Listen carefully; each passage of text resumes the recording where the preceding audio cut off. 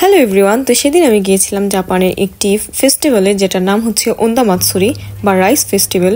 মূলত এই এলাকার যত ফসলের জমি আছে সেখানে যাতে খুব ভালো ফলন হয় সেজন্য এই উৎসবটা পালন করা হয়। আর এখানে মূলত বাচ্চাদেরকে কেন্দ্র করে এই উৎসবটা পালন করা হয়, তাই বাচ্চাদের জন্য খুব ছোট ছোট খেলনার স্টল ছিল। আর এখানে হচ্ছে রথ যেটাকে টানা হবে সেটার ভিতরে বসে বসে ড্রাম বাজানো হচ্ছে, আর এদিকে অনেকে রথটাকে ওহতেরা বা মন্দিরের বাইরে নিয়ে যেতেছিল। আর এখানে বাচ্চাদেরকে সেসুমি করা হচ্ছিল, মানে শেখানো হচ্ছিল কিভাবে কখন কি বলতে হবে। যেহেতু মেন রোড দিয়ে যেতেছিল আর বাচ্চারা যাতে গাড়ি নিচে না যায় বা কোনো সমস্যা না হয় সেজন্য ট্রাফিক কন্ট্রোলাররা খুব ভালোভাবে সব কিছু কন্ট্রোল করে নিয়ে যেতেছিল।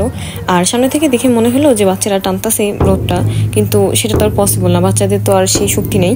তো পেছন থেকে হইতেছে যারা বড়রা ছিল তারা আর কি এটাকে ঠেলে ঠেলে বা টেনে টেনে নিয়ে যেতেছিল।